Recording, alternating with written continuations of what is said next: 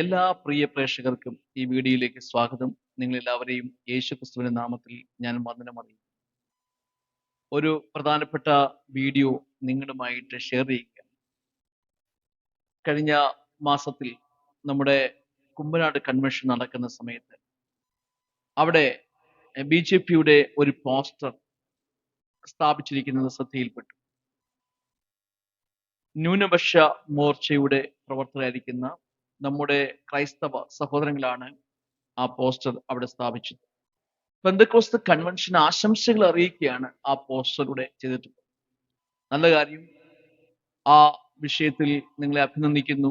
നിങ്ങൾ അങ്ങനെ ഒരു പോസ്റ്റർ അവിടെ വെക്കുവാൻ തുനിഞ്ഞതിൽ സന്തോഷമുണ്ട്. അപ്പോൾ തന്നെ നിങ്ങൾ അറിഞ്ഞിരിക്കേണ്ട ചില യാഥാർത്ഥ്യങ്ങൾ നിങ്ങളുമായിട്ട് ഒന്ന് ഷെയർ ചെയ്യുകയാണ്. ഈ വീഡിയോ സ്കിപ്പ് ചെയ്യാൻ നിങ്ങൾ കാണണം. തന്നെയുമല്ല, നിങ്ങളുടെ വിലയേറിയ അഭിപ്രായങ്ങൾ, കമന്റുകൾ ഈ വീഡിയോയുടെ രേഖപ്പെടുത്തണം എന്നും കൂടെ ഞാൻ ഓർപ്പിക്കുന്നു. ഞാനിവിടെ സംസാരിക്കാൻ പോകുന്നത് കേരളത്തിലുള്ള ക്രൈസ്തവർ BJP എന്ന രാഷ്ട്രീയ സംഘടനയോട് ചേർന്ന് നിൽക്കണമെന്നും അവർക്ക് വോട്ട് കൊടുക്കണമെന്നും ഒക്കെയുള്ള നിലവാരത്തിൽ നമ്മുടെ പ്രിയപ്പെട്ട സഹോദരങ്ങൾ ഇത്തരത്തിലുള്ള പോസ്റ്ററുകളൊക്കെ സ്ഥാപിക്കുകയും അവരെ സ്വാധീനിക്കുകയും ഒക്കെ ചെയ്യുന്നു. ഇത് സ്വന്തമായിട്ട് അവരവരുടെ ഒരു തീരുമാനമാണ് ഏത് പാർട്ടിക്ക് വോട്ട് കൊടുക്കണം, എവിടെ നിൽക്കണം എന്നുള്ളതിനെ കുറിച്ച്. ഞാൻ അവിടെ രാഷ്ട്രീയം പറയാനല്ല ഈ വീഡിയോ കൊണ്ട് ഉദ്ദേശിക്കുന്നത്. അപ്പോൾ തന്നെ നമ്മൾ മനസ്സിലാക്കേണ്ട ചില വിഷയങ്ങൾ. BJP എന്ന് പറയുന്ന ഒരു രാഷ്ട്രീയ പ്രസ്ഥാനത്തോട് രാഷ്ട്രീയ പ്രസ്ഥാനം എന്ന നിലയിൽ ആർക്കും പ്രത്യേകിച്ച് വിരോധങ്ങളില്ല. പക്ഷേ അവിടെ നിലപാടുകളെയാണ് ക്രൈസ്തവ സമൂഹം, ഞാൻ ഉൾപ്പെടെയുള്ളവർ, എതിർക്കുന്നത്. കേരളത്തിൽ ക്രൈസ്തവ സഭകൾക്ക് അഭിവാദനങ്ങൾ അറിയിക്കുമ്പോൾ തന്നെ വടക്കേ ഇന്ത്യയിൽ നിരന്തരമായി ഉണ്ടാകുന്ന പീഡനങ്ങളിൽ മൗനത പാലിക്കുകയാണ് പ്രിയമുള്ളവർ ചെയ്യുന്നത് എന്നുള്ളതാണ് നമ്മളെ ചിന്തിപ്പിക്കുന്ന ഏറ്റവും വലിയ വിഷയം.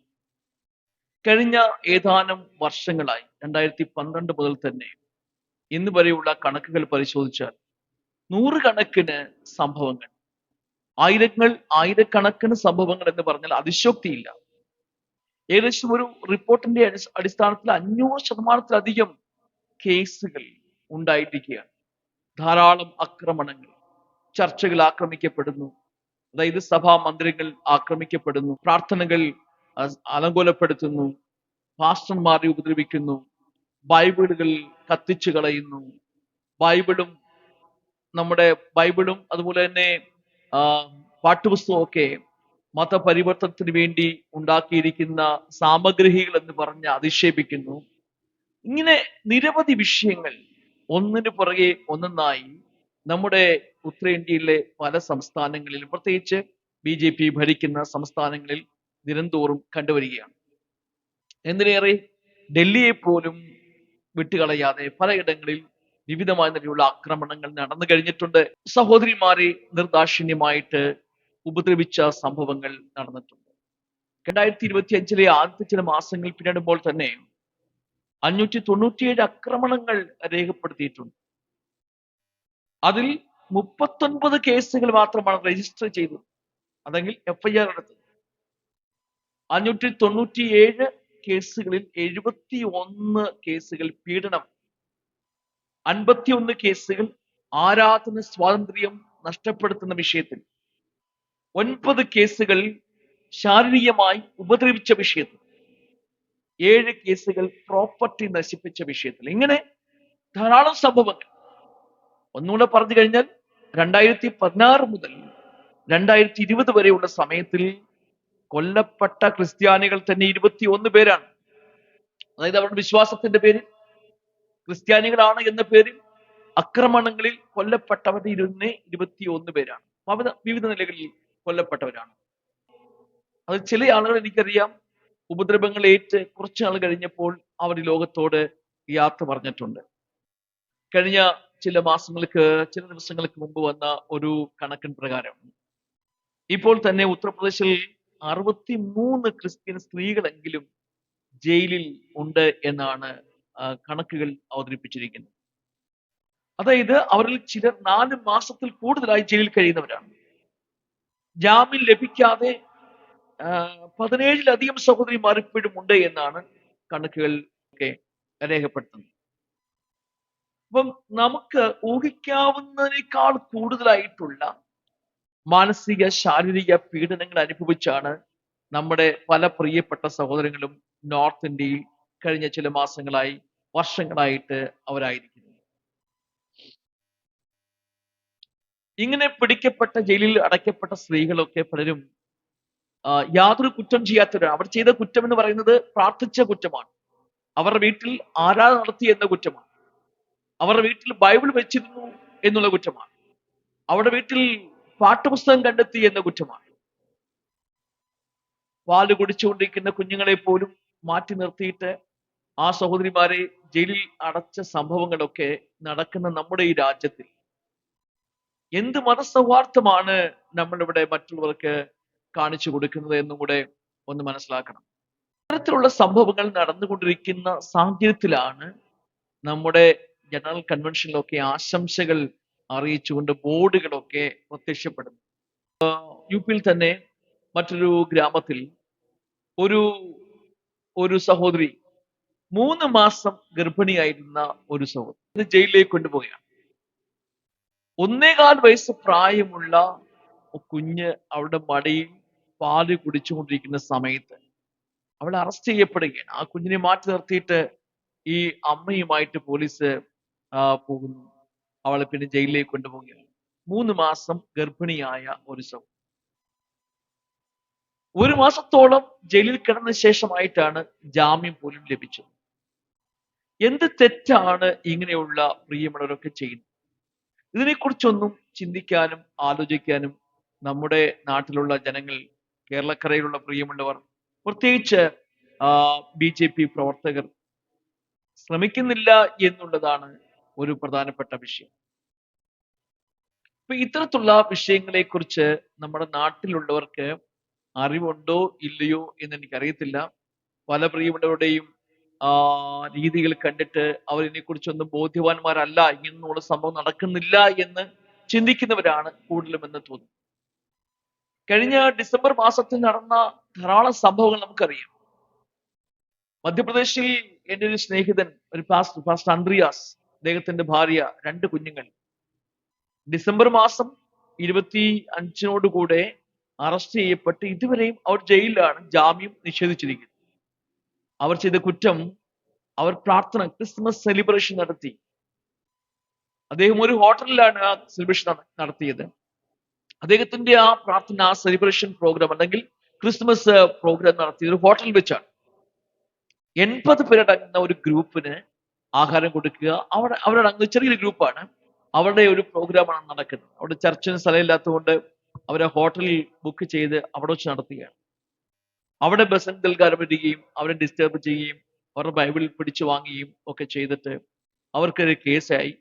അദ്ദേഹവും അദ്ദേഹത്തിന്റെ ഭാര്യയും 2 ആൺമക്കളും സ്കൂളിൽ പഠിച്ചുകൊണ്ടിരിക്കുന്ന 2 ആൺകുട്ടികളും ഇപ്പോഴും ജയിലിലാണ്. നമ്മളെല്ലാവരും കണ്ട മറ്റൊരു വീഡിയോ ഉണ്ട്, വളരെ വൈറലായി. ഒരു ബംഗ്ലാദേശി മുസ്ലിമായിരുന്ന സഹോദരൻ ഇന്ത്യയിൽ വന്ന് അദ്ദേഹം ഹിന്ദുവായിട്ട് ആക്ട് ചെയ്ത് ഗാസിയാബാദിലുള്ള ഒരു ചർച്ചിലേക്ക് ചെന്ന് പാസ്റ്റർ രാജുവിനെ, അദ്ദേഹത്തിന്റെ വിശ്വാസികളെയൊക്കെ അസഭ്യങ്ങൾ പറയുകയും അവരെ ഉപദ്രവിക്കുകയും ഒക്കെ ചെയ്യുന്ന ഒരു വീഡിയോ വൈറലായത് നിങ്ങളെല്ലാം കണ്ടു കാണും. അപ്പൊ ഇത്തരത്തിലുള്ള സംഭവങ്ങളാണ് നമ്മുടെ ഈ രാജ്യത്ത് നടന്നുകൊണ്ടിരിക്കുന്നത്. ഇങ്ങനെ ക്രൈസ്തവരായിരിക്കുന്ന ഒരു വിഭാഗം ആളുകൾ ഈ രാജ്യത്ത് നീതി നിഷേധിക്കപ്പെട്ടവരായി കഴിയുന്നു. ഛത്തീസ്ഗഡിൽ ഒരു സഹോദരൻ തന്റെ സ്വന്തം അപ്പന്റെ മരണത്തിന് ശേഷം തന്റെ പറമ്പിൽ, തന്റെ സ്വന്തം ഭൂമിയിൽ കല്ലറ കെട്ടി അടക്കിയതിനു ശേഷം ആ മൃതദേഹം അവിടുന്ന് മാന്തിയെടുത്ത് അവർ വേറെ എവിടെ കൊണ്ടുപോയി സംസ്കരിക്കുകയാണ്. അത് എവിടെ കൊണ്ടുപോയിരിക്കുന്ന അദ്ദേഹത്തിന് തന്നെ അറിയത്തില്ല. സമൂഹത്തിന്, അതായത് ക്രൈസ്തവ സമൂഹത്തിന് ഒരാൾ മരിച്ചാൽ അവരുടെ സ്വന്തം ഭൂമിയിൽ അടക്കാൻ കഴിയാത്ത നിലയിലേക്ക് കാര്യങ്ങൾ മാറ്റിയിരിക്കുന്നു.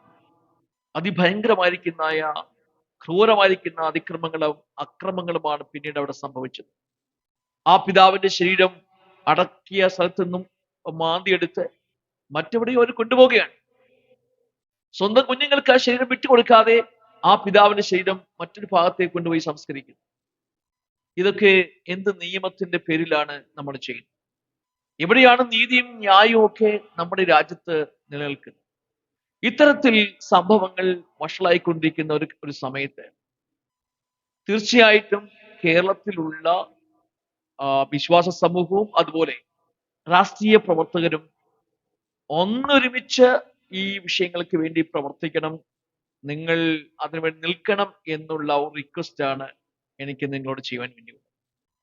ഞങ്ങൾക്ക് നിങ്ങളെ അക്സെപ്റ്റ് ചെയ്യുവാൻ കഴിയുന്ന ഏക മാർഗം കേരളത്തിൽ മാത്രമല്ല, ഇന്ത്യയിൽ ഒട്ടാകെയുള്ള സ്ഥലങ്ങളിൽ ക്രൈസ്തവ സമൂഹത്തോട് നിങ്ങൾ എടുക്കുന്ന സമീപനങ്ങളാണ്. ഡൽഹിയിൽ ദീർഘവർഷങ്ങളായി നടന്നുകൊണ്ടിരിക്കുന്ന ഒരു ക്രിസ്ത്യൻ സ്കൂൾ, അവിടെ കുട്ടികളെ മതപരിവർത്തനം ചെയ്യുന്നു എന്ന് ആരോപിച്ച് ബജ്രംഗ് ദൾ പ്രവർത്തകർ ആക്രോശിക്കുകയാണ്. സ്കൂളിന്റെ മുന്നിൽ ചെന്നിട്ട് അതിനെ എങ്ങനെയെങ്കിലും തടസ്സപ്പെടുത്തണം, ആ സ്കൂൾ അവിടെ ഇല്ലാതാകണം. എന്നിട്ട് അവർ എന്താണ് ആവശ്യപ്പെടുന്നത് അറിയാമോ? സ്കൂൾ വേണ്ട, ഞങ്ങൾക്ക് ഈ സ്കൂള് പശുശാലയാക്കി മാറ്റണം. നോക്കി എത്രമാത്രം അതപ്പതിച്ച ചിന്താഗതികളാണ് ഇവർ വെച്ചു പുലർത്തുന്നത്. നമ്മുടെ രാജ്യത്ത് വിദ്യാഭ്യാസത്തിന്റെ കുറവുകൾ ഉള്ളത് കൊണ്ട് എത്രയോ പ്രശ്നങ്ങളാണ് ദിനംതോറും നമ്മൾ അഭിമുഖീകരിച്ചുകൊണ്ടിരിക്കുന്നത്. യു.പിയിൽ തന്നെ പലയിടങ്ങളിൽ ഏകദേശം 5000-ൽ പരം സ്കൂളുകളാണ് ബന്ദ് ചെയ്തിട്ടുള്ളത് എന്നാണ് അറിയാൻ കഴിയുന്നത്. അങ്ങനെ സ്കൂളുകൾ ഒരു ഭാഗത്ത് ബന്ദ് ചെയ്യപ്പെടുകയാണ്. ഇപ്പോഴാണ് നമ്മുടെ ക്രൈസ്തവർ അവിടെ സ്കൂളുകൾ ഡെവലപ്പ് ചെയ്യുകയും കുട്ടികളെ പഠിപ്പിക്കുകയൊക്കെ ചെയ്യുന്നത്. എത്രയോ വർഷങ്ങളായി ക്രൈസ്തവ സമൂഹം ഇന്ത്യക്ക് നൽകുന്ന സംഭാവനകൾ എത്ര വലുതാണ്. വിദ്യാഭ്യാസ രംഗത്തും ഹെൽത്ത് രംഗത്തും മറ്റിതര മേഖലകളിൽ, കൃഷി സംബന്ധമായ വിഷയങ്ങളിൽ, രാജ്യത്തിന്റെ സുരക്ഷയുടെ വിഷയത്തിൽ, രാജ്യത്തിന്റെ അഖണ്ഡതയുടെ സ്നേഹത്തിന്റെ ഒക്കെ വിഷയത്തിലൊക്കെ ക്രൈസ്തവ സമൂഹം നൽകിയിട്ടുള്ള സംഭാവനകൾ വലിയ വലുതാണ്. അതിനെയൊക്കെ കാറ്റിൽ പറപ്പിച്ചുകൊണ്ട് ഒരു കൂട്ടം ആളുകൾ ഇങ്ങനെ ചെയ്യുന്ന ദേശദ്രോഹത്തെ കണ്ടില്ല എന്ന് നിങ്ങൾ നടിക്കരുത്. ഒരു സർക്കാരിന്റെ മൗന അനുവാദത്തോടു കൂടെ ചെയ്യുന്ന ഗുണ്ടായിസം എന്ന് ഞങ്ങൾക്ക് ചിന്തിക്കത്തക്ക നിലയിൽ ഭീകരമായ വാഴ്ചയാണ് ഇപ്പോൾ ഇവിടെയെല്ലാം നടന്നുകൊണ്ടിരിക്കുന്നത്.